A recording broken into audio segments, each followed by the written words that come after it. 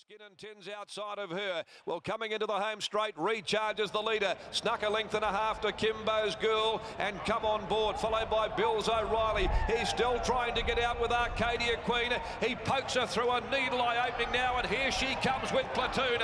Arcadia Queen races up, grabs the lead from Platoon. Watch Me Nene. Dominant victory here by the Piero filly.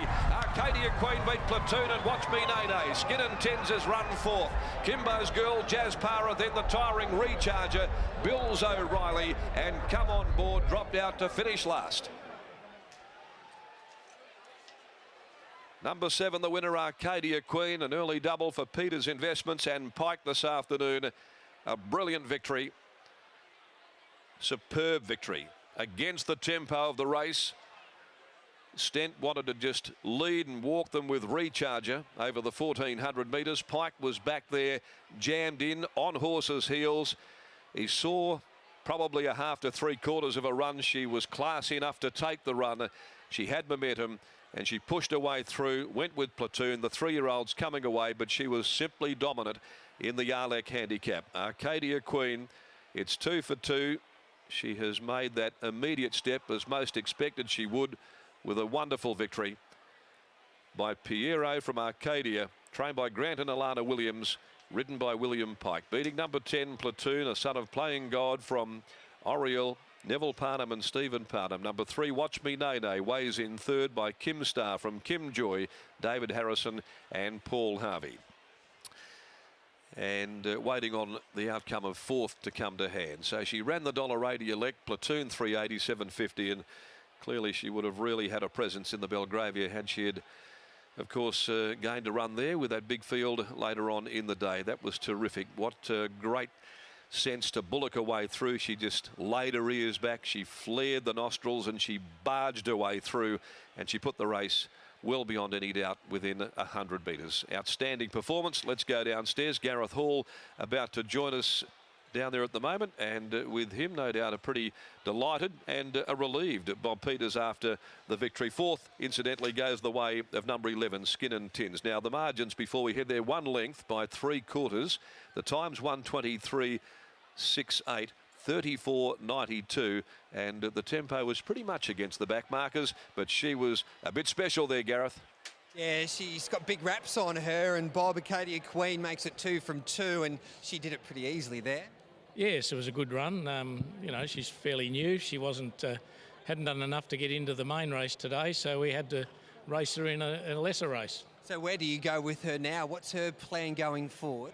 She'll go into the Burgess Queen on November the 6th, and hopefully then she can go through to Champion Fillies or Guineas or something like that, see how she's going. You identified her as your best filly at the start of the season, basically, and it looks like she might just live up to those expectations. Yeah, I hope I'm right, or I hope I'm not. Mystery Miss later on, talking about fillies in the Belgravia. Yes, I think it just could be a little bit short for her, but she's a nice filly as well, and she'll go on the same path as this one. Exciting, isn't it, when you're able to produce all these 3-year-olds, because we all know that you don't like to race 2-year-olds, but now some of your better gallopers are stepping out here and we get to see them on a Saturday afternoon racing and get some handy opposition.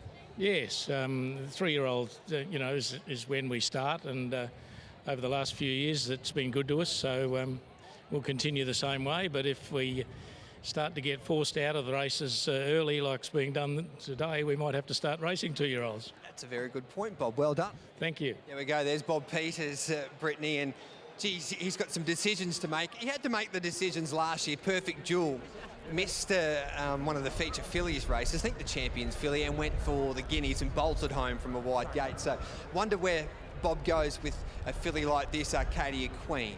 Interesting his point there too about having to almost have to race as a 2-year-old, because especially this year that the stock of 2-year-olds that we've had has denied a horse like this a spot in the Belgravia, and I have no doubt that she would have been very competitive had she started in today's race. Well, she'd probably nearly start favourite with the wraps on her and the way that Bob's talked about her in the last month or so. But what about Willie Pike there? Only he would be able to get out of that. That was Willie Pike at his very best. $1.70 favourite, goes to the inside. He knew what was underneath him, and he never looked like getting held up, and he's about to catch up with you, Brittany, once again. Pikey, what was going through your head as you came to the corner?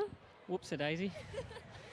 And how did you manage to get yourself out of that one? The horse got me out. There was nothing more to it. She was travelling strong. Very young, willing horse. She didn't even need half a gap, and she's very willing, and she was more than happy to go wherever. If she had have got a start in the Belgravia today, do you think she could have won it? Yes, definitely. I like her. She's probably a little more point and shoot than the one that is in the Belgravia, so might have been nice if it was a role reversal, but look, still nice to win these ones, and we'll look forward to the next one. What sort of trip do you think will be her best? I suppose I'll just judge her on her attitude and how she sort of comes to the next one. I always thought that she was more the mile type, but how strong she was today, maybe not.